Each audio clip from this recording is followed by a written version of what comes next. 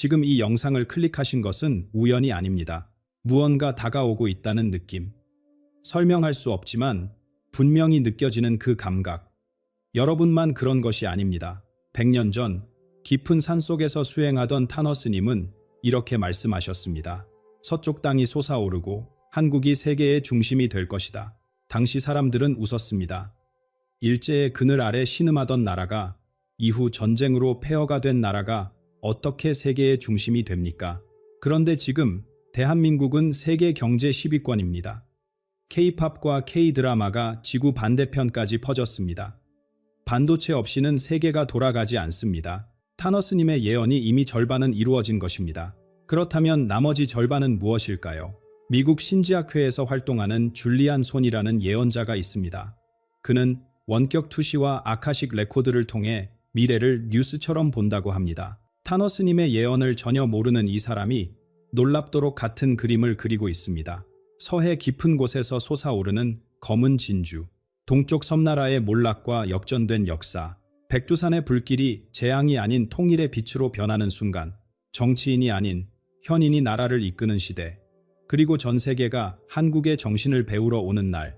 시대도 다르고 방법도 다른 두 예언자가 왜 같은 미래를 보았을까요? 오늘 저는 그 교차점을 여러분께 보여드리겠습니다. 그리고 영상 마지막에는 줄리안 손이 남긴 경고를 전해드리겠습니다. 이 시대를 살아가는 모든 한국인이 반드시 알아야 할 이야기입니다. 끝까지 함께 해주십시오. 자, 이제 본격적으로 두 예언자의 이야기 속으로 들어가 보겠습니다. 타너스님은 어떤 분이셨을까요? 일제강점기와 한국전쟁을 모두 겪으신 분입니다. 평생을 산속에서 수행하며 불경을 연구하셨습니다. 그분이 남기신 예언 중 가장 유명한 것이 바로 이것입니다. 서쪽 땅이 솟아오를 것이며 한국이 세계의 중심이 될 것이다. 당시 이 말씀을 들은 사람들은 고개를 갸웃거렸습니다. 서쪽 땅이 솟아오른다니 지진이라도 난다는 뜻일까? 아니면 서해 바다가 육지가 된다는 말일까? 해석이 분분했습니다. 그로부터 수십 년이 흐른 지금 줄리안 손이라는 인물이 등장합니다. 그는 미국 신지학회에서 활동하는 예언자입니다. 원격 투시 능력을 가졌다고 알려진 그는 아카식 레코드를 통해 미래를 마치 뉴스 영상처럼 본다고 합니다. 흥미로운 점은 줄리안 손이 타너스님의 예언을 전혀 몰랐다는 것입니다. 그런데 그가 본 한국의 미래는 타너스님의 말씀과 놀랍도록 일치합니다. 다만 해석이 다릅니다. 줄리안 손은 서쪽 땅이 솟아오른다는 것을 물리적인 지각 변동이 아니라 땅 속에 숨겨진 자원이 세상 밖으로 나온다는 의미로 보았습니다. 그가 본 장면은 이렇습니다. 서해, 새만금 일대와 깊은 바다 밑, 오랫동안 진흙 속에 잠들어 있던 무언가가 깨어납니다. 줄리안 손은 이것을 용이 깨어난다고 표현했습니다. 그 용의 정체는 무엇일까요? 바로 석유입니다. 검은 황금이라 불리는 그것. 하지만 더 중요한 것이 있습니다. 히토류입니다. 반도체, 전기차 배터리, 첨단 무기를 만드는데 반드시 필요한 자원. 지금 전 세계가 이것을 차지하려고 치열하게 경쟁하고 있습니다. 현재 히토류 대부분은 중국이 쥐고 있습니다. 그래서 모든 나라가 중국 눈치를 봅니다. 그런데 한국 서해에서 대규모 히토류가 발견된다면 어떻게 될까요? 게임의 판이 완전히 바뀝니다. 우리는 오랫동안 강대국 사이에 낀 신세를 한탄해 왔습니다. 미국과 중국 사이에서 이리 치이고 저리 치이는 샌드위치 신세. 자원 하나 변변치 않은 나라가 무슨 목소리를 내겠습니까? 그러나 줄리안 손이 본 미래는 다릅니다. 서울의 외국 외교관들이 줄을 섭니다. 우리에게 자원을 달라고 요청하러 온 것입니다. 더 이상 우리가 선택을 강요받지 않습니다. 오히려 우리가 누구 편에 설지 결정하는 위치에 서게 됩니다. 타너스님이 말씀하신 한국이 세계의 중심이 된다는 예언. 그것이 이렇게 실현되기 시작하는 것입니다. 서쪽에서 부가 솟아오르고 에너지 독립이 이루어질 때 줄리안 손의 시선이 움직입니다. 이번에는 동쪽입니다. 바다 건너 섬나라, 그곳에서 전혀 다른 풍경이 펼쳐지고 있습니다. 동쪽 바다 건너 줄리안 손이 본 풍경은 서해와 완전히 다릅니다. 화려했던 네온 사인이 하나둘 꺼져갑니다. 거리는 어두워지고 사람들의 표정은 불안으로 가득합니다. 땅이 흔들립니다. 한 번, 두 번이 아닙니다. 계속해서 흔들립니다. 일본은 원래 지진의 나라입니다. 그들은 평생 지진과 함께 살아왔습니다. 그런데 줄리안 손이 본 것은 단순한 지진이 아닙니다. 공포가 일상이 되는 순간입니다. 엔화 가치가 흔들리기 시작합니다. 사람들이 은행으로 달려갑니다. 돈을 찾으려는 것이 아닙니다. 엔화를 달러로 바꾸려는 것입니다. 자국 화폐를 더 이상 믿지 못하는 국민. 이것이 얼마나 심각한 상황인지 아시겠습니까? 일본의 엘리트들, 대기업 총수들, 최고의 기술자들이 움직이기 시작합니다. 섬나라를 떠나 안전한 곳을 찾아야 합니다. 재산도 지켜야 하고 가족도 보호해야 합니다. 그들의 눈이 향하는 곳은 어디일까요? 바로 한국입니다. 여기서 역사의 아이러니가 펼쳐집니다. 조선시대를 떠올려 보십시오. 그 시절 조선통신사가 일본으로 건너갔습니다.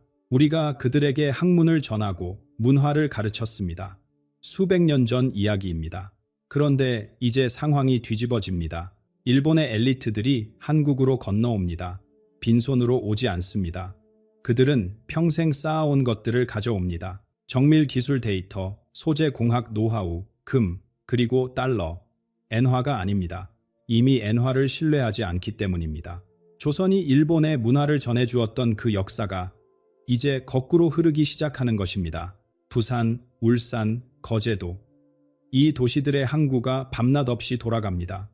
공장에서는 낯선 광경이 펼쳐집니다. 일본 기술자들과 한국 엔지니어들이 나란히 서서 일합니다. 서로의 언어를 배우고 서로의 기술을 나눕니다. 일본은 기초과학이 강합니다. 노벨상 수상자를 수십 명 배출한 나라입니다. 한국은 응용기술이 강합니다. 기초과학을 실제 제품으로 만들어내는 능력이 탁월합니다. 이 둘이 만나면 어떤 일이 벌어질까요?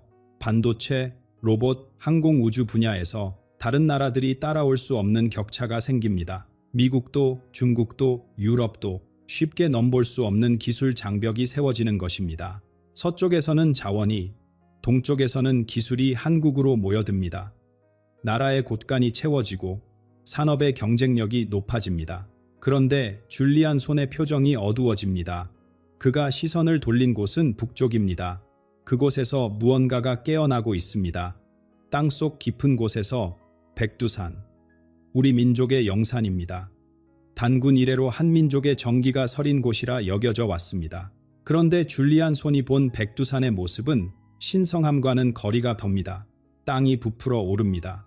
천지의 물이 뜨거워집니다. 땅속 깊은 곳에서 마그마가 솟구쳐 오르고 있습니다. 전 세계 지질학자들이 긴장합니다. 백두산이 폭발하면 그 위력은 상상을 초월합니다.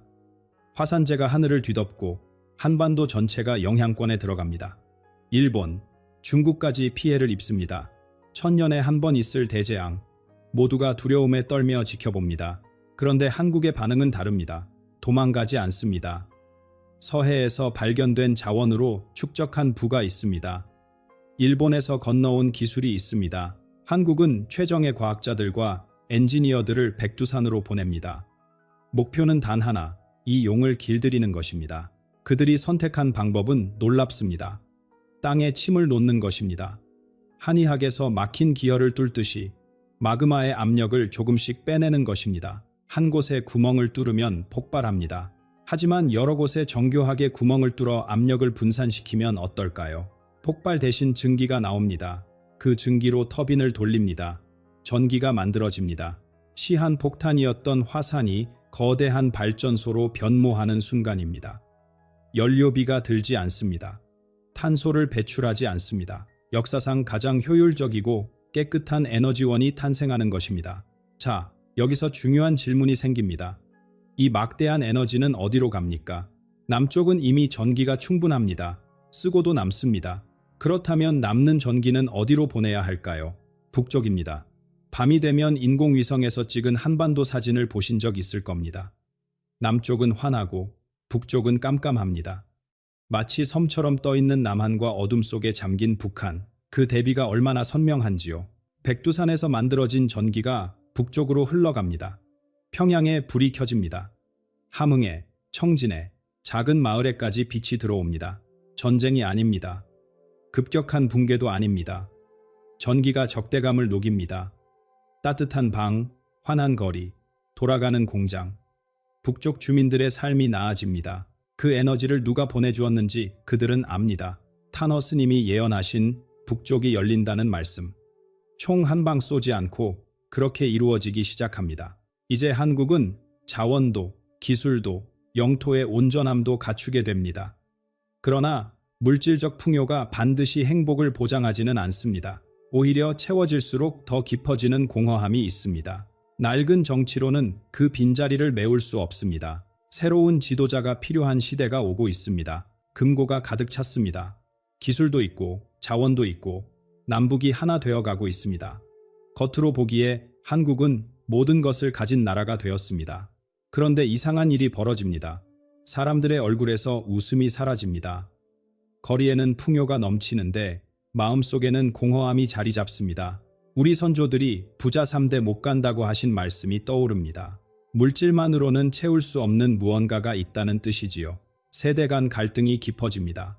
젊은 세대는 기성세대를 원망하고 기성세대는 젊은 세대를 이해하지 못합니다. 정치는 더 심각합니다. 여당과 야당이 서로를 적으로 여기며 싸웁니다.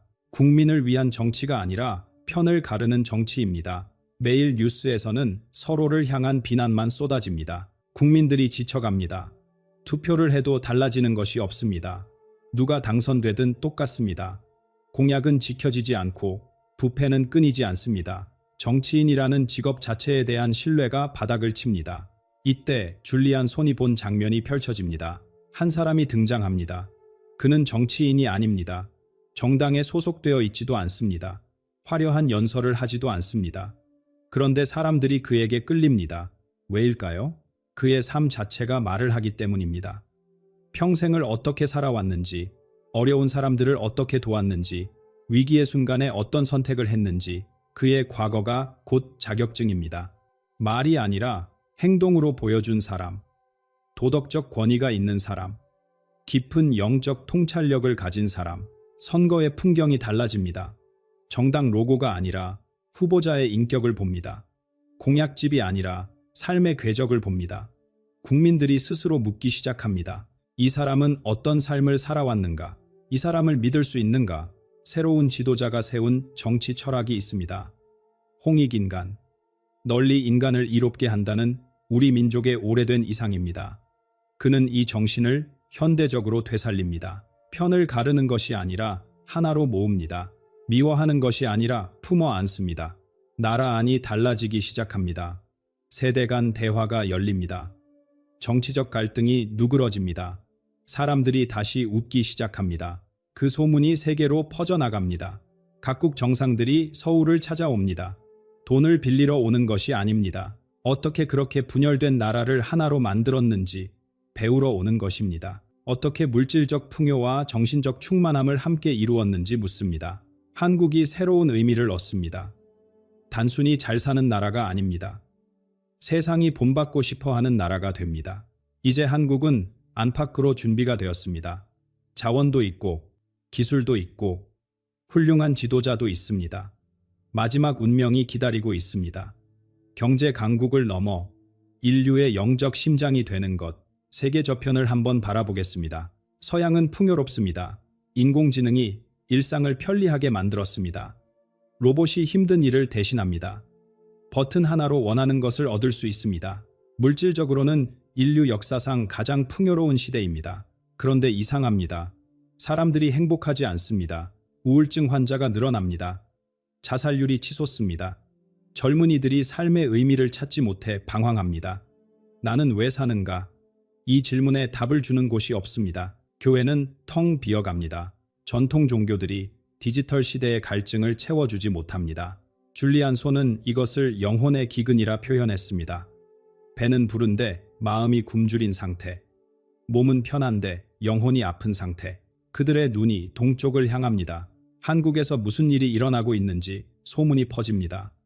물질적으로도 풍요롭고 정신적으로도 충만한 나라. 세대가 서로 존중하고 이웃이 서로 돕는 나라. 분열을 넘어 하나가 된 나라. 처음에는 학자들이 옵니다. 연구하러 옵니다. 그 다음에는 언론이 옵니다. 취재하러 옵니다. 그리고 마침내 평범한 사람들이 오기 시작합니다. 배우러 옵니다. 그들이 한국에서 발견하는 것은 무엇일까요? 종교가 아닙니다. 교리가 아닙니다. 삶의 방식입니다. 홍익인간. 널리 인간을 이롭게 한다는 정신. 나만 잘 살면 되는 것이 아니라 함께 잘 사는 것. 경쟁이 아니라 공존. 이것이 한국인의 피 속에 흐르는 오래된 가르침입니다. 정칭이라는 것도 있습니다. 서양 언어로는 번역이 되지 않습니다. 가족 간의 끈끈함, 이웃 간의 따뜻함, 처음 만난 사람에게도 베푸는 친절, 이 보이지 않는 연결의 힘을 그들은 처음 경험합니다. 어른을 공경하는 문화도 있습니다. 서양에서는 노인이 짐이 됩니다. 요양원에 보내고 잊힙니다. 그런데 한국에서는 어른이 지혜의 원천입니다. 가족의 중심입니다. 이 차이가 얼마나 큰지 그들은 깨닫기 시작합니다. 전 세계 교과서가 바뀌기 시작합니다. 한국 정신이 하나의 모델로 소개됩니다. 분열된 사회를 치유하는 방법, 세대 간 갈등을 풀어내는 방법, 물질과 정신의 균형을 찾는 방법, 한국이 그 답을 가지고 있다고 가르칩니다. 줄리안 손은 이렇게 표현했습니다. 한국은 지구의 심장이 된다고. 심장이 피를 온몸으로 보내듯 한국이 영적 에너지를 온 세계로 보내게 된다고. 그러나 이 영광스러운 미래에는 조건이 있습니다.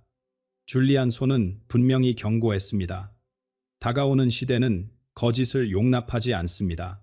이 시대를 살아가려는 모든 이가 반드시 알아야 할 마지막 이야기가 남아 있습니다. 줄리안 손이 마지막으로 전한 이야기가 있습니다. 어쩌면 오늘 영상에서 가장 중요한 부분일 수 있습니다.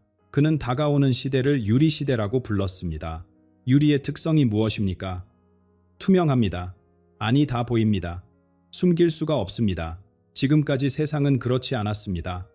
겉으로는 선한 척하면서 뒤로는 악한 짓을 해도 들키지 않으면 그만이었습니다. 부정한 방법으로 돈을 벌어도 잘 숨기면 존경받는 사업가가 되었습니다. 거짓말을 해도 능숙하게 하면 진실로 통했습니다. 그 시대가 끝나갑니다. 줄리안 손이 본 미래에서는 모든 것이 드러납니다. 감춰진 악행이 빛 아래로 나옵니다. 숨겨진 부패가 만천하에 공개됩니다. 아무리 깊이 묻어둔 비밀도 수면 위로 떠오릅니다. 마치 온 세상이 유리로 만들어진 것처럼 더 무서운 것이 있습니다. 업보의 속도가 달라집니다. 예전에는 악한 일을 해도 그 대가가 늦게 왔습니다. 수십 년이 지나서야 혹은 다음 생에서야 갚는다고들 했습니다. 착한 일을 해도 마찬가지였습니다. 복이 언제 올지 기약이 없었습니다. 그래서 사람들이 쉽게 악을 선택했습니다. 당장 이익이 되니까요. 대가는 나중 일이니까요. 이제 그 시차가 사라집니다. 줄리안 손은 이렇게 표현했습니다. 아침에 죄를 지으면 저녁에 갚는다. 악한 마음을 품으면 그 결과가 곧바로 돌아옵니다. 남을 속이면 즉시 들통납니다. 이기적인 욕심을 부리면 바로 무너집니다. 반대도 마찬가지입니다. 선한 일을 하면 그 복이 빠르게 옵니다. 남을 도우면 도움이 돌아옵니다. 정직하게 살면 그 결실을 금방 맛봅니다. 일종의 도덕적 자연선택이 일어나는 것입니다. 거짓된 자는 도태되고 진실한 자는 번성합니다. 탐욕스러운 자는 몰락하고 베푸는 자는 일어섭니다. 그렇다면 이 시대를 어떻게 준비해야 할까요? 줄리안 손의 조언은 놀라울 정도로 단순합니다. 친절하십시오. 이웃을 도우십시오. 거창한 것이 아닙니다. 수행을 하라는 것도 아니고 많은 돈을 기부하라는 것도 아닙니다. 일상에서 만나는 사람에게 친절을 베푸는 것, 어려운 이웃에게 손을 내미는 것, 이것이 다가오는 시대를 살아가는 가장 확실한 생존 전략이자 가장 수익률 높은 투자입니다. 이 시대에 한국인으로 태어난 것은 우연이 아닙니다. 줄리안 손도 탄허 스님도 같은 말씀을 하셨습니다. 한민족에게는 사명이 있습니다. 인류가 새로운 시대로 넘어가는 이 격변기에 영적 방주를 이끄는 역할입니다. 무거운 책임처럼 느껴지실 수 있습니다. 하지만 어렵게 생각하지 마십시오. 내 주변부터 시작하면 됩니다. 오늘 만나는 사람에게 조금 더 따뜻하게 대하는 것, 그것이 시작입니다. 깨끗한 마음으로 준비하고 계시다면 다가오는 미래는 두려움이 아니라 희망입니다. 오늘 영상이 마음에 와닿으셨다면 댓글로 이야기를 나눠주십시오. 이 예언들 중 어떤 부분이 가장 깊이 남으셨습니까? 다가올 시대를 어떻게 준비하고 계십니까? 그리고 주변에 이 이야기가 필요한 분이 있다면 함께 나눠주십시오. 깨끗한 마음이 가장 큰 재산입니다. 구독과 좋아요, 알림 설정까지 부탁드립니다. 다음 영상에서 다시 뵙겠습니다. 감사합니다. 여러분, 시베리아의 끝없는 타이가, 숲 깊은 곳, 그곳에 세상이 잊어버린 사람들이 살고 있습니다. 17세기 러시아 정교회의 개혁을 거부하고 문명을 등진 채 숲속으로 사라진 공동체. 그들은 스스로를 스타로베르 옛 신앙을 지키는 자들이라 부릅니다. 400년 가까이 전기도, 인터넷도, 현대의학도 없이 오직 기도와 침묵 속에서 살아온 사람들입니다. 그리고 그들의 영적 지도자가 있습니다. 세라핌 신부. 80세의 나이에도 불구하고 눈빛은 청년보다 맑고 목소리는 종소리처럼 깊습니다. 그는 수십 년간 단 한 가지만을 수행해 왔습니다. 헤시카즘 완전한 침묵 속에서 신성한 빛을 만나는 고대의 기도법입니다. 그런 그가 최근 이례적으로 외부 세계의 메시지를 전하기 시작했습니다. 왜일까요? 그가 본 것이 있기 때문입니다. 인류의 역사가 거대한 강물처럼 흐르는 것을 그는 보았습니다. 그리고 그 강물이 곧 폭포 끝에 다다른다는 것을 그는 알았습니다. 세라핌 신부가 전하는 예언의 핵심은 이것입니다. 대격변이 다가오고 있다. 전 세계가 흔들릴 것이다. 그러나 동방의 한 땅이 빛을 발할 것이다. 놀랍게도 그 땅의 이름은 한반도입니다. 여러분, 왜 하필 한국입니까? 군사력 때문이 아닙니다. 경제력 때문도 아닙니다. 세라핌 신부가 말하는 이유는 전혀 다른 곳에 있습니다. 여러분 한 사람 한 사람의 영혼 속에 그 답이 있다고 그는 말합니다. 오늘 우리는 시베리아 깊은 숲에서 전해진 이 예언 속으로 들어갑니다. 왜 한국인가? 무엇이 다가오는가? 그리고 우리는 어떻게 준비해야 하는가? 함께 그 비밀을 풀어보겠습니다. 이 노인은 대체 누구일까요? 세라핌 신부는 평범한 수도자가 아닙니다.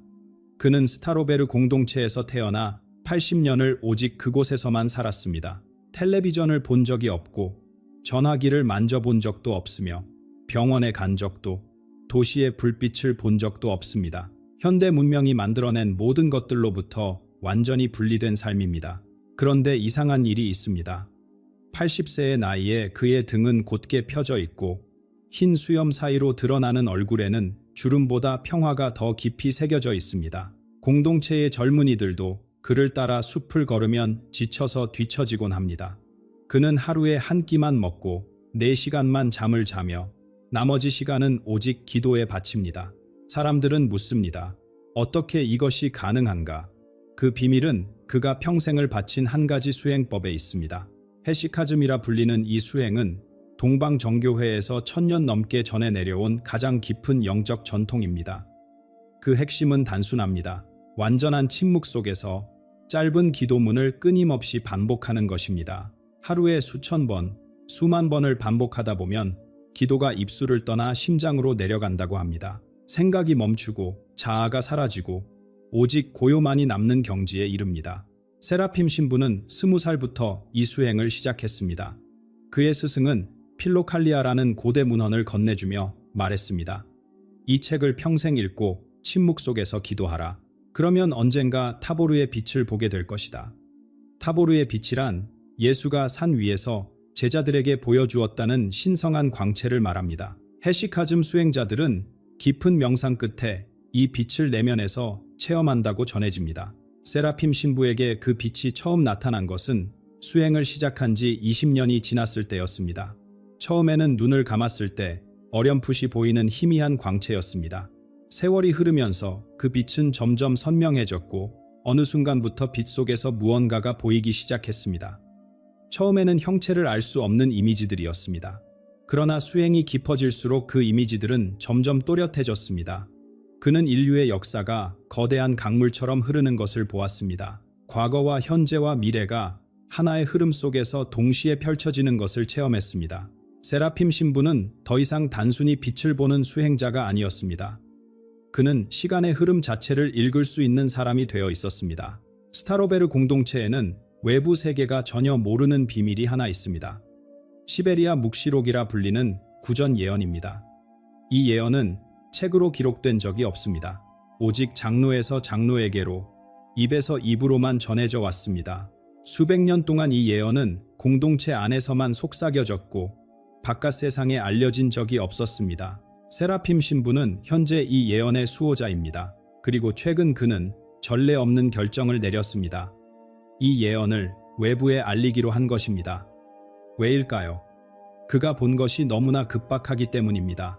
시베리아 묵시록이 말하는 시간이 바로 지금이기 때문입니다. 세라핌 신부는 말합니다. 올해는 마지막 징조의 해이며 다가오는 해에 정화가 시작된다고. 징조들은 이미 우리 눈앞에서 완성되었습니다. 다만 우리가 그것을 징조로 인식하지 못했을 뿐입니다. 우리는 바쁜 일상 속에서 그것들을 그저 뉴스의 한 꼭지로 지나가는 사건으로만 보았습니다.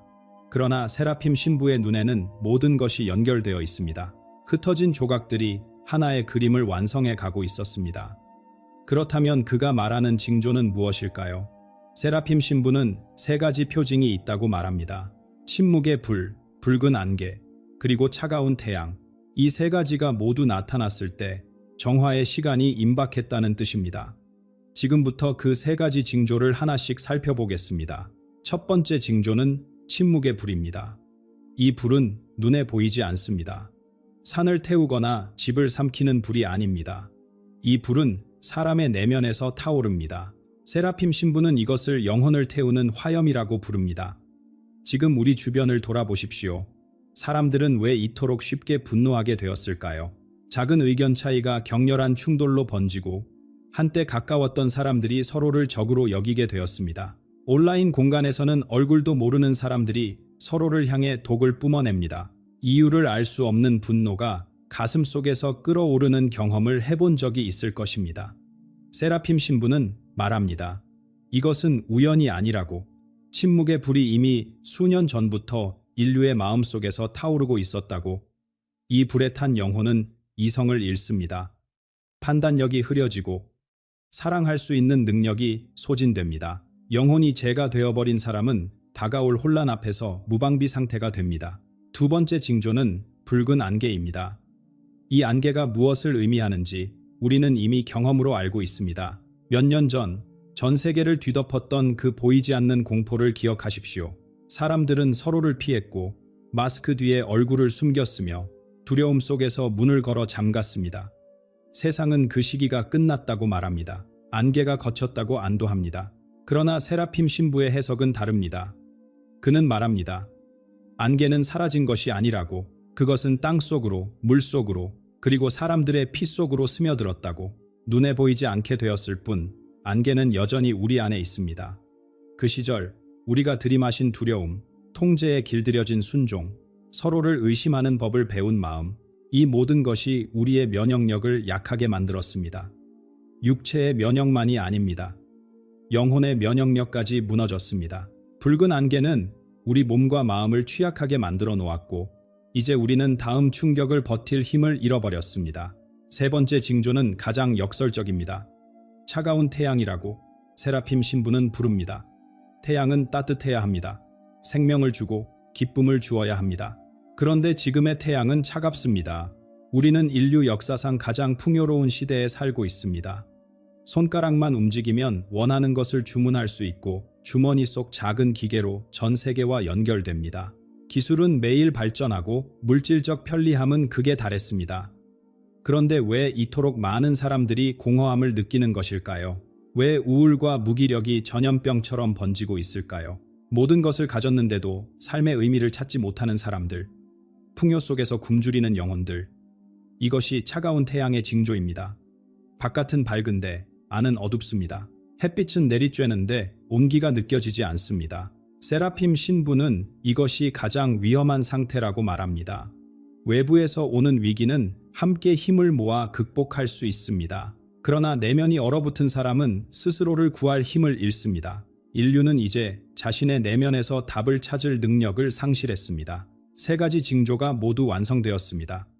침묵의 불이 영혼을 태웠고 붉은 안개가 몸과 마음을 약하게 만들었으며 차가운 태양이 내면의 힘을 얼려버렸습니다. 세라핌 신부는 말합니다. 이 상태의 인류는 이제 준비가 되었다고. 무엇을 위한 준비일까요? 다가오는 해에 닥칠 물리적 충격을 받아들일 준비입니다. 그는 이것을 보이지 않는 주먹이라고 부릅니다. 많은 사람들이 종말을 상상할 때 핵전쟁을 떠올립니다. 하늘에서 미사일이 쏟아지고 도시가 불바다가 되는 장면입니다. 또는 거대한 자연재해를 생각합니다. 대지진이 대륙을 갈라놓고 쓰나미가 해안을 삼키는 광경입니다. 그러나 세라핌 신부가 본 것은 전혀 달랐습니다. 그가 말하는 보이지 않는 주먹은 폭발 소리도 없고 불꽃도 없습니다. 그것은 조용히 찾아옵니다. 어느 날 아침 눈을 떴을 때 세상이 달라져 있는 것입니다. 은행 문이 열리지 않습니다. 카드가 작동하지 않습니다. 화면 속 숫자들이 의미를 잃어버립니다. 전 세계 금융 시스템이 동시에 멈추는 것입니다. 이것이 어떻게 가능할까요? 세라핌 신부는 설명합니다. 현대 경제는 신뢰라는 보이지 않는 실로 엮여 있다고. 돈이란 종이와 금속과 숫자에 불과합니다. 그것에 가치를 부여하는 것은 오직 사람들의 믿음입니다. 내일도 이 돈으로 물건을 살 수 있을 것이라는 믿음. 은행에 맡긴 돈이 안전하다는 믿음. 이 믿음의 실이 끊어지는 순간 전체 시스템이 무너집니다. 신용은 하룻밤 사이에 증발하고 어제까지 가치 있던 것들이 오늘은 종이 조각이 됩니다. 사람들은 그제야 깨닫습니다. 자신이 믿었던 것이 실체가 없는 환상이었다는 것을. 금융이 멈추면 모든 것이 멈춥니다. 바다 위의 컨테이너선들이 항구에 발이 묶입니다.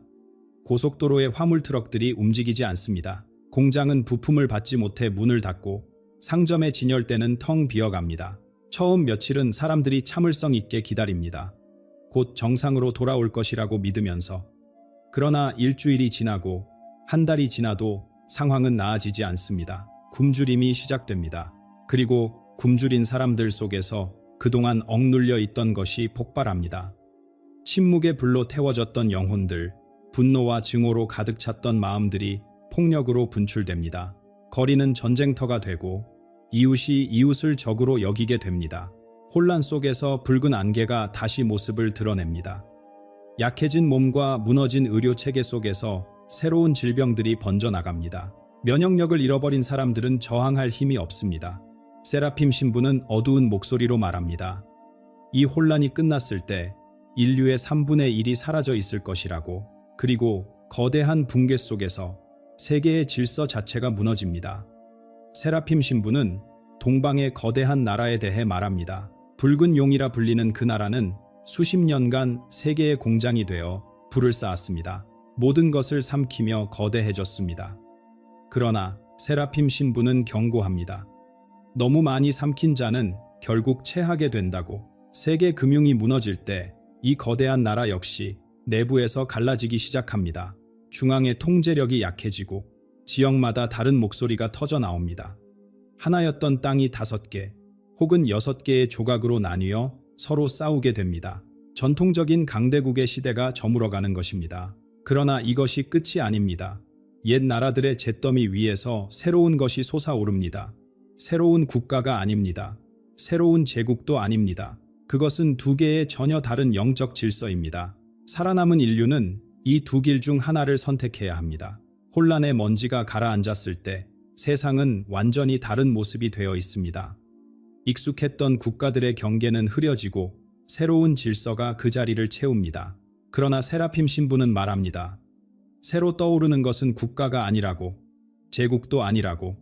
그것은 2개의 영적 세력입니다. 하나는 어둠에서 나오고 하나는 빛에서 나옵니다. 살아남은 모든 인류는 결국 이 2길 중 하나를 선택하게 됩니다.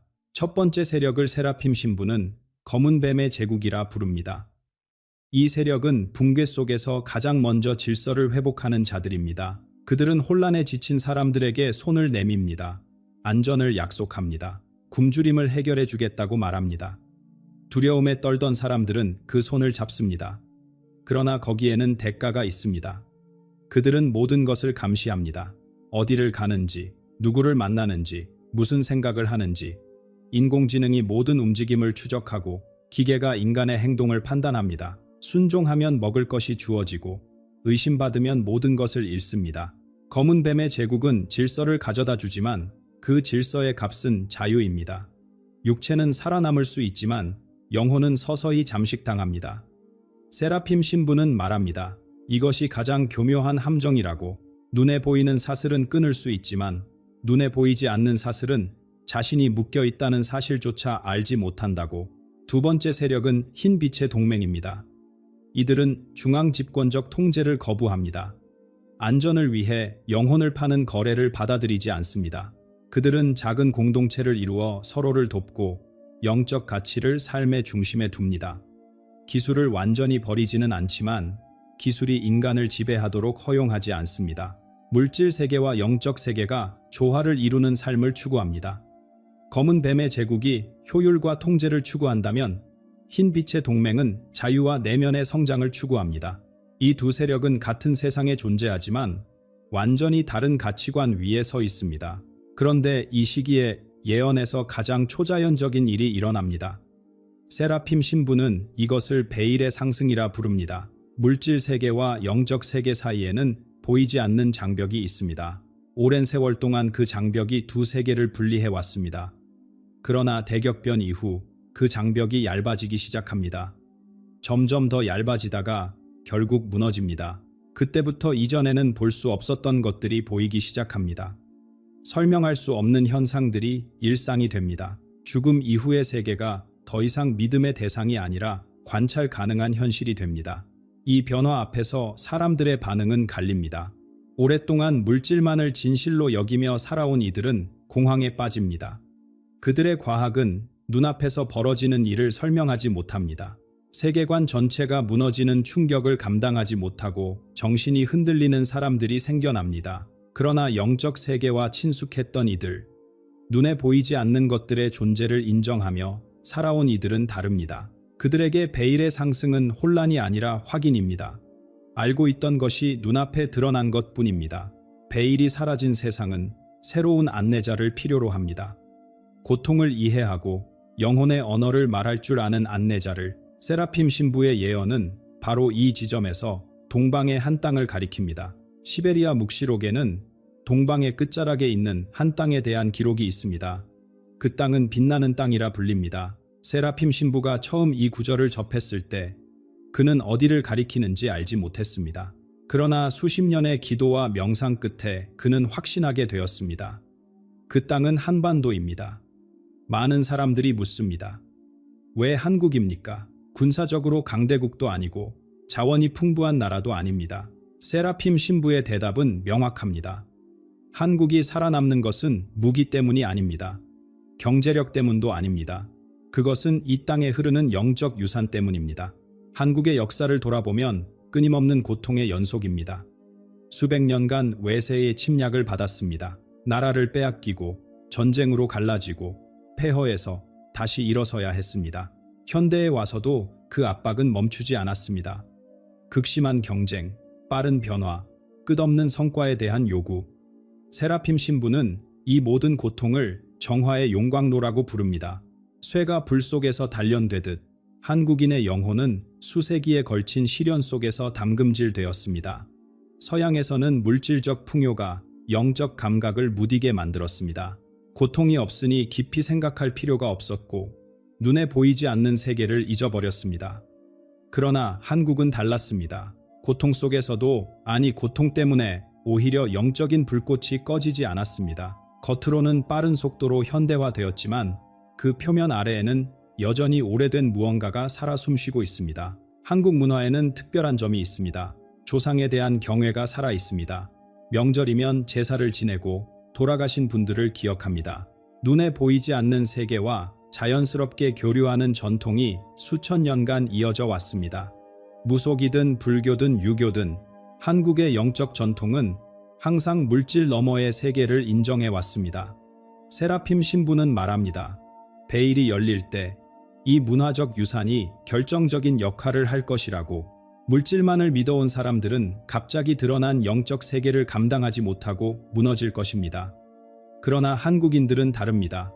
그들에게 보이지 않는 세계는 낯선 것이 아닙니다. 조상들이 늘 곁에 있다고 느끼며 살아온 사람들입니다. 베일이 열려도 혼란에 빠지지 않을 것입니다. 이미 그 세계를 알고 있기 때문입니다. 그래서 세라핌 신부는 한국에 특별한 사명이 있다고 말합니다. 흰빛의 동맹을 하나로 묶는 새로운 영적 흐름이 이 땅에서 시작될 것이라고. 한국은 검은 뱀의 독에 대한 해독제를 가진 땅입니다. 물질과 영혼의 균형을 아는 사람들이 사는 곳입니다. 혼란에 빠진 세상에 길을 보여줄 수 있는 곳입니다. 이것은 특권이 아니라 책임입니다. 스스로를 구하는 것에서 그치지 않고 다른 이들에게도 빛을 비추어야 하는 무거운 짐입니다. 그러나 여기서 중요한 것이 있습니다. 나라의 운명이 정해져 있다 해도 개인의 운명은 다릅니다. 한국 땅에 살고 있다고 해서 자동으로 구원받는 것이 아닙니다. 같은 땅에 살아도 검은 뱀의 유혹에 넘어가는 사람이 있고 흰 빛의 길을 걷는 사람이 있습니다. 결국 선택은 각자의 몫입니다. 세라핌 신부는 이 선택을 돕기 위해 3가지 열쇠를 남겼습니다. 첫 번째 열쇠는 내면의 침묵을 지키는 것입니다. 앞서 침묵의 불이 어떻게 사람들의 영혼을 태우고 있는지 살펴보았습니다. 분노와 증오, 끝없는 다툼이 마음속에서 타오르고 있습니다. 이 불에 맞서는 방법은 오직 하나입니다. 고요함을 찾는 것입니다. 매일 쏟아지는 소식들, 공포를 조장하는 이야기들, 서로를 적으로 만드는 목소리들, 이 모든 것에서 스스로를 떼어놓는 시간이 필요합니다. 하루에 단 몇 분이라도 좋습니다. 모든 기기를 끄고 눈을 감고 자신의 내면으로 들어가십시오. 세라핌 신부가 평생을 바친 헤시카즘처럼 완벽한 수행을 하라는 것이 아닙니다. 다만 집단적 두려움의 소음에서 벗어나 자신의 중심을 찾으라는 것입니다. 고요함 속에서만 진정한 자신의 목소리를 들을 수 있습니다. 감정적으로 조종당하지 않는 사람만이 다가올 혼란 속에서도 흔들리지 않을 수 있습니다. 두 번째 열쇠는 분별의 눈을 기르는 것입니다. 베일이 열린 후의 세상은 혼란스러울 것입니다. 눈에 보이지 않던 것들이 보이기 시작하고 설명할 수 없는 일들이 일어납니다. 이때 많은 사람들이 나타나 자신이 답을 안다고 주장할 것입니다. 기적을 보여주는 자들, 새로운 가르침을 전하는 자들, 따르라고 손짓하는 자들. 그러나 모두가 진실을 말하는 것은 아닙니다. 세라핌 신부는 간단한 기준을 제시합니다. 그들이 무엇을 가르치는지 보라고. 진정한 빛에서 온 자는 자비와 무조건적인 사랑을 말합니다. 두려움을 조장하지 않습니다. 분열을 만들지 않습니다. 반대로 공포를 이용해 사람들을 움직이려는 자, 자신만이 유일한 구원이라고 주장하는 자, 증오를 정당화하는 자는 빛이 아닙니다. 그가 아무리 놀라운 능력을 보여주어도 속지 마십시오. 분별의 눈은 겉모습이 아니라 본질을 봅니다. 세 번째 열쇠는 물건이 아니라 신뢰를 쌓으라는 것입니다. 많은 사람들이 위기에 대비한다고 금을 사고 물건을 모읍니다. 그러나 세라핌 신부는 말합니다. 다가올 세상에서는 그것들이 소용없다고. 금융 시스템이 무너진 세상에서 금 덩어리가 무슨 의미가 있겠습니까? 진정으로 가치 있는 것은 사람과 사람 사이의 신뢰입니다. 어려울 때 서로 도울 수 있는 관계입니다. 함께 나누고 함께 버틸 수 있는 공동체입니다. 검은 뱀의 제국은 사람들을 분리시키고 서로를 의심하게 만들어 통제합니다. 그들에 맞서는 진정한 방패는 서로를 신뢰하는 사람들의 연대입니다. 지금 주위를 돌아보십시오. 진정으로 믿을 수 있는 사람이 몇 명 있습니까? 그 관계를 소중히 하십시오. 그것이 다가올 시대의 가장 귀중한 재산입니다. 이제 모든 것을 들으셨습니다. 시베리아 깊은 숲에서 전해진 예언, 3가지 징조, 다가올 대격변, 2갈래의 길, 그리고 한반도의 운명까지 세라핌 신부가 전하고자 한 것은 결국 하나입니다. 국가의 운명은 정해져 있을지 모르지만 개인의 운명은 여전히 선택의 문제라는 것입니다. 올해 우리가 목격한 것들은 경고였습니다. 다가오는 해는 시작입니다. 두려움에 굴복하여 검은 뱀의 손을 잡을 것인지 아니면 영혼을 준비하여 빛의 길을 걸을 것인지 그 선택은 각자의 손에 달려 있습니다. 이 이야기가 마음에 닿았다면 아래 댓글로 생각을 나누어 주십시오. 물질과 영성 사이에서 지금 어디에 서 계십니까? 이 영상이 의미 있었다면 주위 분들과도 함께 나누어 주시고 다음 영상을 위해 구독과 알림도 부탁드립니다. 다음에 또 만나겠습니다. 여러분, 이 영상은 자극을 주기 위한 영상이 아닙니다. 경고이자 책임에 대한 이야기입니다. 지금 대한민국은 조용하지만 분명한 전환의 문 앞에 서 있습니다. 그리고 이 사실을 가장 먼저 본 사람은 정치인도 학자도 아닌 40년간 예언 사역을 해온 한 미국 여성이었습니다. 그녀는 말합니다. 한국의 하늘이 변하고 있다. 그녀의 이름은 에스더 크리스탈. 뉴욕에서 수십 년간 수많은 국가와 사람들의 변화를 예고해온 인물입니다. 그녀가 본 환상 속에서 세대의 비행기가 거의 동시에 한반도를 향해 날아옵니다. 그 비행기들이 착륙하는 순간 이 땅 위에는 따뜻한 빛이 내려옵니다. 이것은 상징이 아닙니다. 그리고 종교적 이야기도 아닙니다. 그러나 그녀는 분명히 말합니다. 그 빛이 오기 전 반드시 정리되어야 할 것이 있다. 여기서 많은 분들이 오해합니다. 이것을 정치로 생각합니다. 좌와 우, 진보와 보수의 문제라고 말입니다. 하지만 에스더가 말한 것은 정치가 아닙니다. 그 정체를 이해하는 순간 여러분은 지금 한국에서 일어나는 모든 갈등과 혼란이 전혀 다르게 보이기 시작할 것입니다. 오늘 이 영상에서 저는 왜 하필 세대의 비행기인지, 왜 지금 이 시점인지, 그리고 이 예언이 여러분 개인의 삶과 어떤 관계가 있는지 차분하게 하나씩 설명드리겠습니다. 끝까지 함께 해주십시오. 이 이야기는 믿음의 문제가 아니라 시대를 읽는 문제이기 때문입니다. 에스더 크리스탈. 이 이름을 처음 들어보시는 분들도 계실 것입니다. 하지만 미국 예언 공동체에서 그녀를 모르는 사람은 없습니다. 올해 66살인 그녀는 뉴욕 맨해튼에 거주하며 사람들은 그녀를 신성한 진리의 전령이라 부릅니다. 그녀의 어머니 역시 예언자였습니다. 에스더는 어린 시절부터 어머니 곁에서 하늘의 음성을 듣는 법을 배웠습니다. 70년대 미국 전역을 휩쓸었던 예언운동의 한가운데서 성장한 것입니다. 그러나 에스더는 단순히 어머니의 길을 따르지 않았습니다. 그녀는 자신만의 독자적인 영역을 구축했습니다. 전통적인 기독교 신앙의 뿌리를 굳건히 지키면서도 현대인의 언어로 영적 진리를 전하는 독특한 방식을 발전시켰습니다. 에스더의 가르침에는 한 가지 핵심이 있습니다. 영적 세계와 물질 세계는 분리되어 있지 않다는 것입니다. 하늘에서 움직임이 있으면 땅에서도 반드시 그에 상응하는 변화가 일어납니다. 둘은 언제나 함께 흐릅니다. 이것이 40년 넘게 그녀가 품어온 확신입니다. 그런 에스더가 2000년대 초반부터 유독 한 나라의 시선을 고정했습니다. 중국이 아니었습니다. 일본도 아니었습니다. 바로 한국이었습니다. 그녀는 한국을 동아시아에서 가장 영적으로 깨어있는 민족이라고 불렀습니다. 하늘이 특별히 선택한 땅이라고 했습니다. 이것은 막연한 호감이 아니었습니다. 그녀의 영안에 한국의 미래가 반복적으로 비춰졌기 때문입니다. 그 확신은 해를 거듭할수록 더욱 선명해졌습니다. 2019년, 그녀는 구체적인 예언을 발표했습니다. 한국의 젊은 세대 사이에서 영적 각성이 일어날 것이라고, 잊혀져 가던 신앙의 불씨가 다시 타오를 것이라고, 그리고 우리는 지금 그 예언이 현실이 되는 것을 목격하고 있습니다. 청년들 사이에서 영적 갈망이 깊어지고 기도 모임과 신앙 공동체가 새로운 생명력을 얻고 있습니다. 에스더의 눈은 틀리지 않았습니다. 그리고 올해 성탄절, 그녀에게 전례 없는 계시가 임했습니다. 지금까지의 어떤 환상보다도 강렬하고 선명한 것이었습니다. 그녀는 성탄절 아침 한국의 하늘을 보았습니다. 그 하늘 위로 무언가가 내려오고 있었습니다. 에스더는 이 장면을 2000년 전 베들레헴의 그 밤에 비유했습니다. 목자들이 들판에서 하늘의 소식을 들었던 바로 그 순간, 세상을 바꿀 소식이 조용히 도착했던 그 거룩한 밤, 한국에도 그와 같은 순간이 다가오고 있다고 그녀는 말합니다. 그런데 그녀가 본 하늘에는 별이 아닌 다른 것이 있었습니다. 세 대의 비행기였습니다. 한반도를 향해 동시에 날아오는 세 대의 비행기. 착륙하는 순간 문이 열리고 그 안에서 따뜻하고 눈부신 빛이 쏟아져 나왔습니다. 이 비행기들은 무엇을 싣고 온 것일까요? 왜 하필 세 대일까요? 그리고 그 빛은 한국 땅에 무엇을 가져다 줄까요? 에스더가 본 환상 속으로 들어가 보겠습니다. 드넓은 하늘 저편에서 세 대의 비행기가 모습을 드러냅니다. 처음에는 작은 점처럼 보입니다.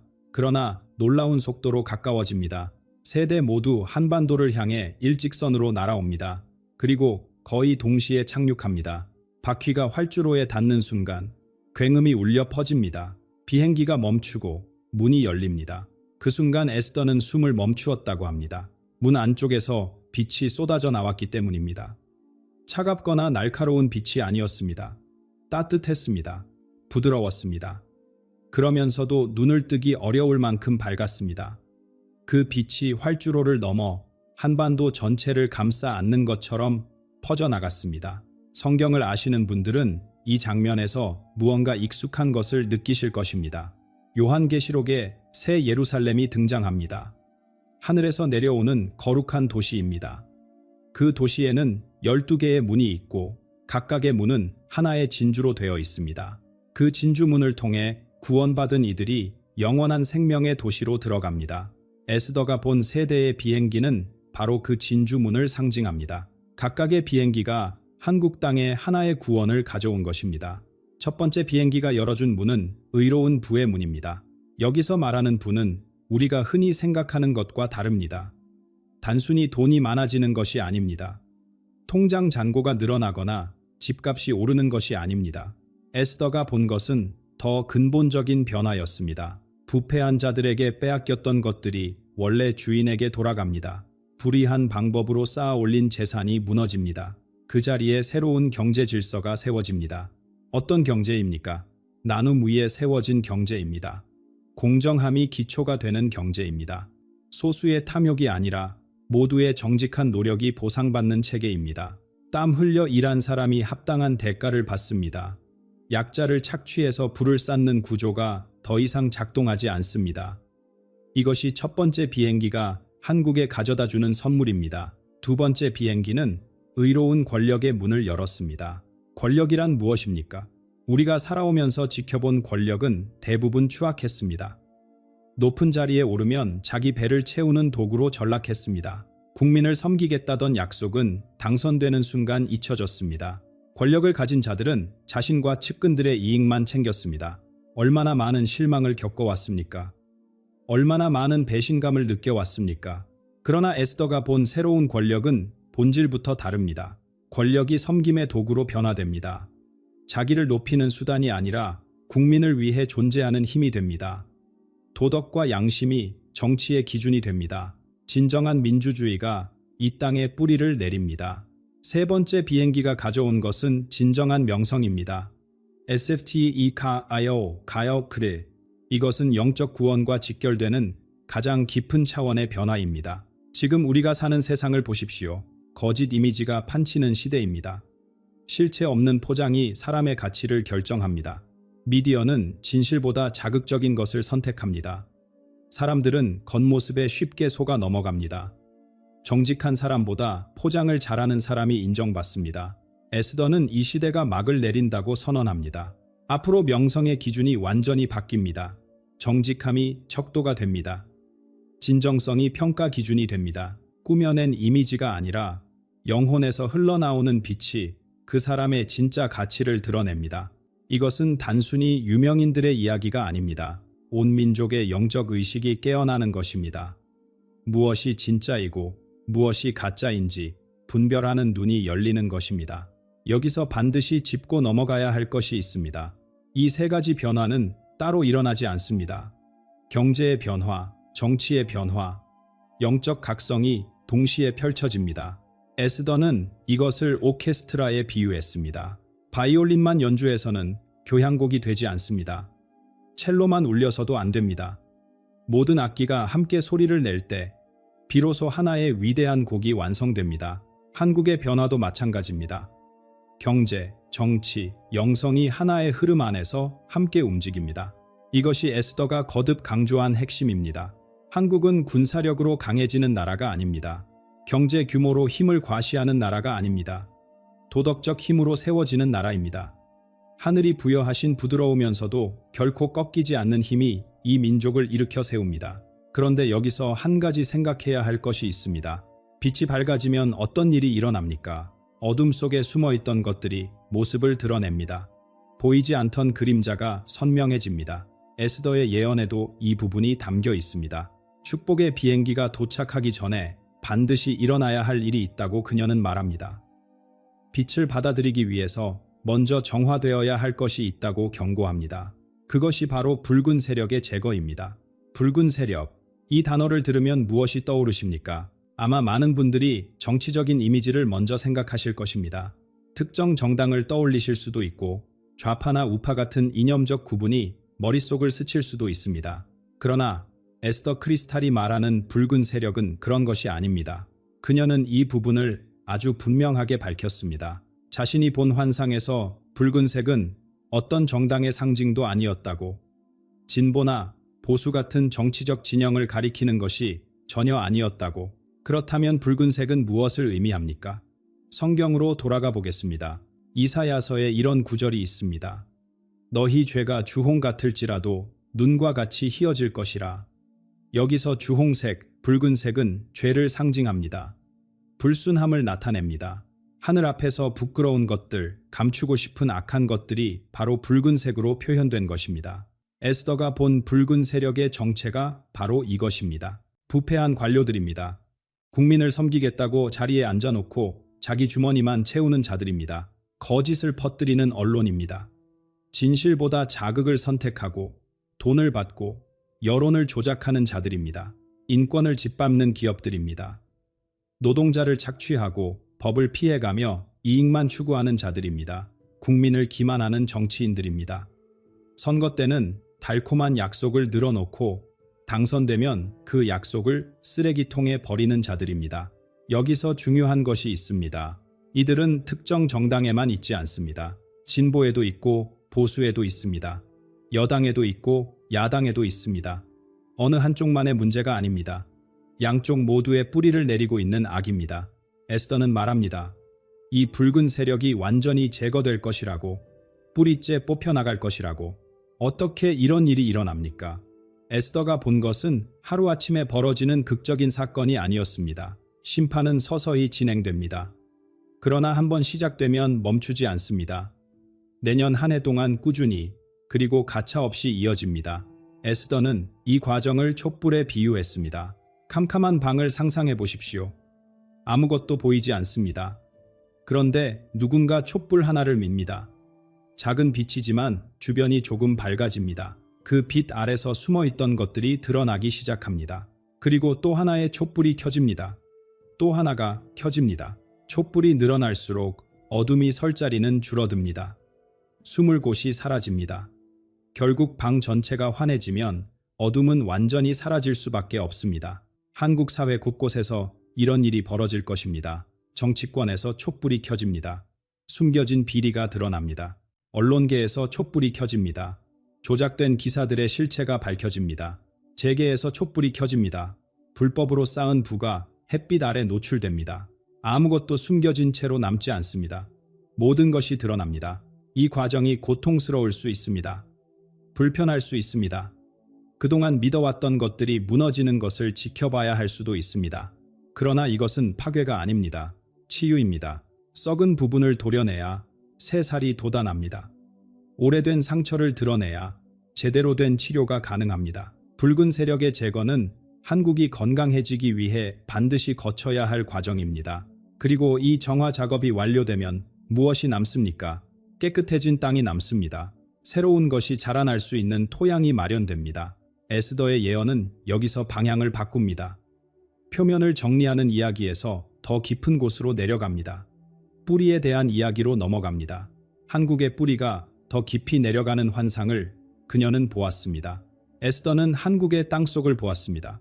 표면 아래로 뿌리들이 뻗어 내려가고 있었습니다.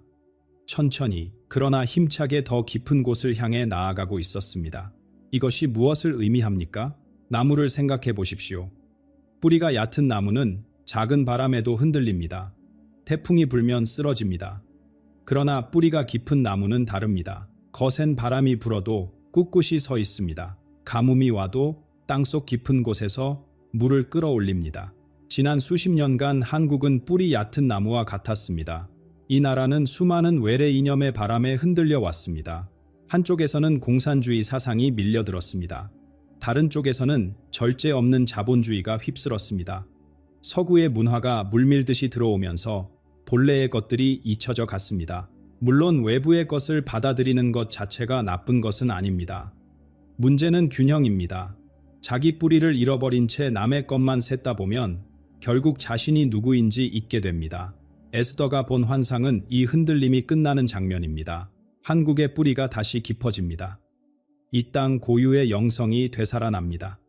오래전부터 이 민족의 마음속에 흐르던 지혜가 다시 힘을 얻습니다. 이것은 과거로 돌아가자는 이야기가 아닙니다. 퇴보가 아니라 기초를 다시 세우는 것입니다. 현대의 언어와 방식으로 전통의 깊이를 회복하는 것입니다. 새 것과 옛 것이 조화를 이루어 더 단단한 토대를 만드는 것입니다. 그렇다면 이 변화는 언제 시작됩니까? 에스더는 구체적인 시기를 보았습니다. 내년 봄입니다. 3월과 4월, 봄이라는 계절을 생각해 보십시오. 긴 겨울이 끝나고 얼어붙은 땅이 녹기 시작합니다. 죽은 것처럼 보이던 가지에서 새싹이 돋아납니다. 생명이 다시 시작됩니다. 에스더는 한국이 오랜 영적 겨울을 지나왔다고 말합니다. 그리고 그 겨울이 끝나갑니다. 내년 봄이 바로 새로운 생명의 시작점입니다. 3월에는 영적 지도자들이 움직입니다. 이것은 매우 이례적인 장면입니다. 개신교 목사들, 불교 스님들, 천주교 신부들이 한자리에 모입니다. 종교의 벽을 넘어 함께 손을 잡습니다. 그들이 무엇을 합니까? 도덕적 재건을 위한 공동선언을 발표합니다. 이 나라의 양심을 다시 세우자는 외침을 함께 냅니다. 서로 다른 신앙을 가졌지만 한국의 영적 회복이라는 하나의 목표 아래 뭉치는 것입니다. 이것이 얼마나 큰 의미인지 생각해 보십시오. 그동안 종교 간의 갈등과 경쟁이 얼마나 많았습니까? 서로를 비방하고 배척하는 모습을 얼마나 자주 보았습니까? 그런데 이들이 화합의 모습을 보여준다면 온 국민에게 어떤 메시지가 되겠습니까? 4월에는 변화의 방향이 바뀝니다. 위에서 아래로가 아니라 아래에서 위로 흐르기 시작합니다. 평범한 시민들이 움직입니다. 예술가들이 자신의 작품으로 새로운 가치를 말합니다. 기업인들이 이윤보다 사람을 먼저 생각하기 시작합니다. 교사들이 아이들에게 다른 방식으로 말을 건넵니다. 이것은 제도의 변화가 아닙니다. 마음의 변화입니다. 사람들이 사용하는 언어가 달라집니다.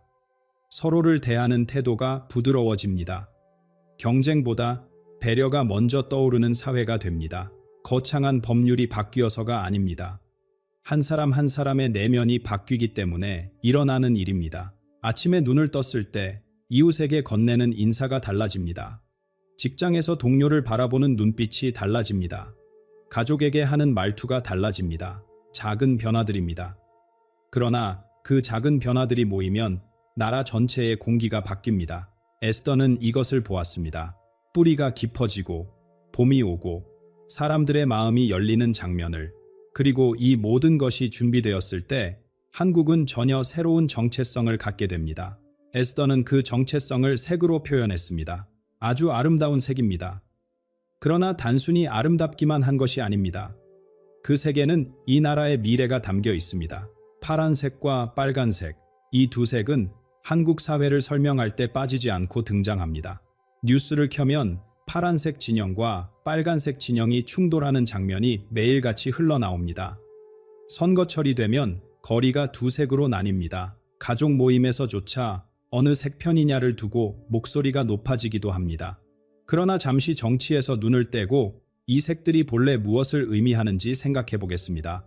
파란색은 과거와 연결된 색입니다. 안정을 상징합니다. 깊이를 나타냅니다. 조상들로부터 물려받은 전통과 가치를 품고 있습니다. 오랜 세월 이 땅에서 이어져 온 유교적 지혜가 이 색 안에 담겨 있습니다. 차분하고 진지합니다.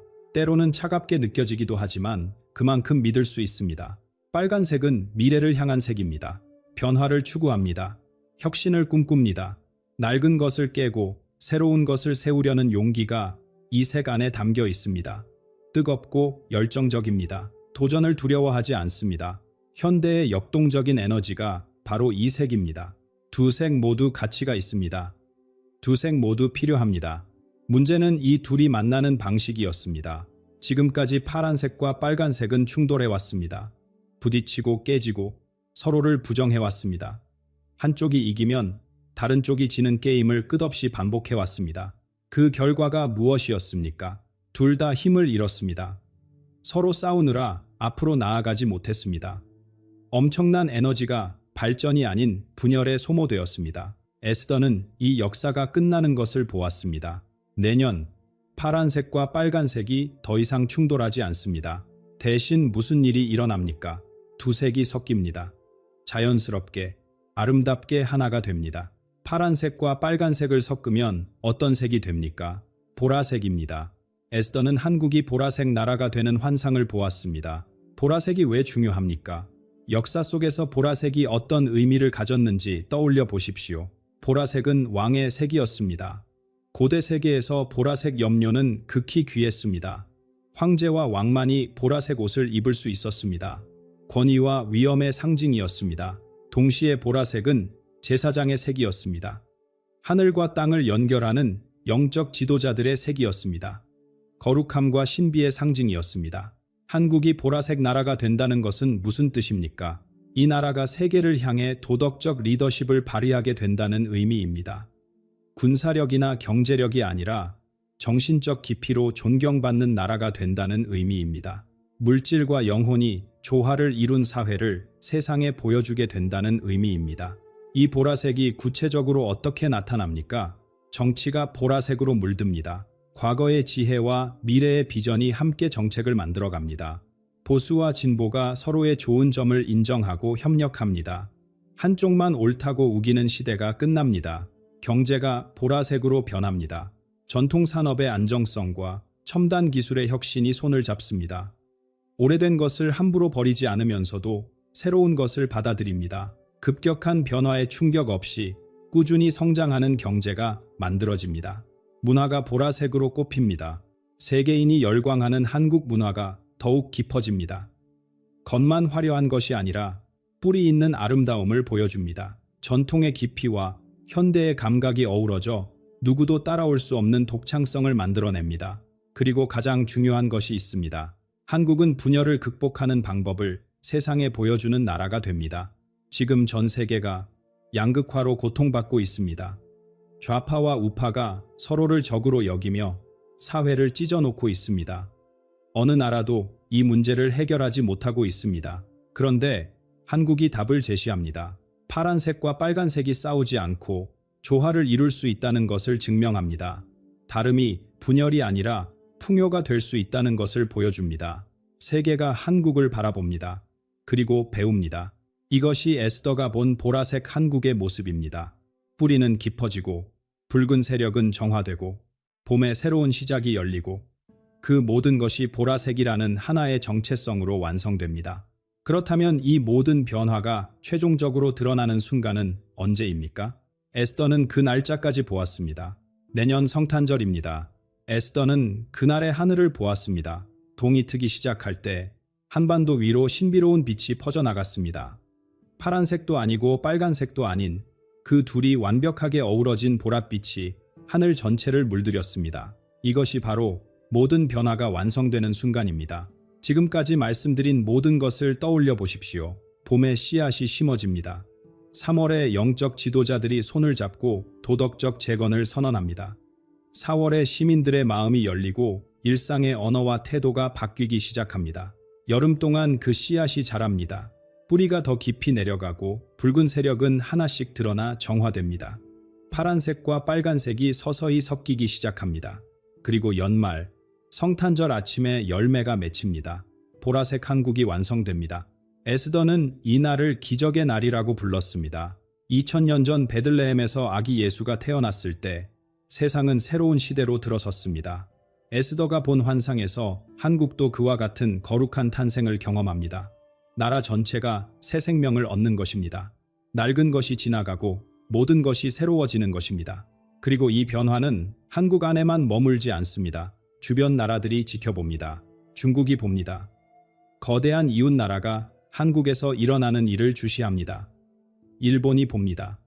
오랜 역사를 공유해온 나라가 이 변화를 목격합니다. 그리고 북녘 땅도 봅니다. 같은 민족이 어떻게 달라지는지 바라봅니다. 그들은 무엇을 보게 됩니까? 분열을 극복한 나라를 봅니다. 부패를 정화한 나라를 봅니다. 물질과 영혼이 조화를 이룬 사회를 봅니다. 그리고 스스로 묻게 됩니다. 우리도 저렇게 될 수 있을까? 우리도 저 길을 따라갈 수 있을까? 한국이 등불이 됩니다. 동아시아 전체를 비추는 빛이 됩니다. 이것이 에스더가 본 내년 성탄절의 모습입니다. 그런데 여기서 에스더가 마지막으로 강조한 것이 있습니다. 이 모든 것이 그냥 하늘에서 뚝 떨어지는 것이 아니라는 점입니다. 기적은 마법이 아닙니다. 밖에서 갑자기 나타나는 것이 아닙니다. 기적은 안에서 피어납니다. 한 사람 한 사람의 마음속에서 시작됩니다. 에스더는 말합니다. 기적은 각 개인의 가슴에서 꽃핀다고. 아무리 하늘이 좋은 씨앗을 내려보내도 땅이 준비되어 있지 않으면 싹이 트지 않습니다. 아무리 밝은 빛이 비추어도 눈을 감고 있으면 볼 수 없습니다. 그래서 에스더는 마지막으로 호소합니다. 뿌리를 준비하라고. 자신의 기초를 점검하라고. 내 삶에서 흔들리지 않는 것이 무엇인지 확인하라고. 하늘을 바라보라고. 희망을 놓지 말라고. 아무리 어두운 밤도 아침이 온다는 것을 기억하라고. 세계 조화를 받아들이라고. 나와 다른 사람을 적으로 여기지 말라고. 파란색도 빨간색도 모두 필요하다는 것을 인정하라고. 이 예언이 현실이 될지 여부는 하늘에만 달린 것이 아닙니다. 이 땅에 사는 한 사람 한 사람에게 달려 있습니다. 정직하게 살겠다는 결심, 용기를 내어 진실을 말하겠다는 다짐, 이웃을 나보다 낫게 여기겠다는 사랑, 이것들이 모일 때 예언은 성취됩니다. 에스더 크리스탈이 본 보라색 한국은 먼 꿈이 아닙니다. 지금 이 순간 이 영상을 보고 계신 분들의 마음속에서 이미 그 색이 물들기 시작하고 있는지도 모릅니다. 오늘 전해드린 내용은 에스더 크리스탈의 영적 체험에 기반한 예언적 메시지입니다. 이것은 미래에 대한 확정된 사실이 아니라 한 예언자의 관점에서 바라본 가능성과 희망의 비전입니다. 모든 분들이 각자의 분별력과 신앙에 따라 이 내용을 받아들이시길 바랍니다. 이 메시지가 마음에 닿으셨다면 댓글로 여러분의 생각을 나눠주시고 사랑하는 분들과 함께 나눠주십시오.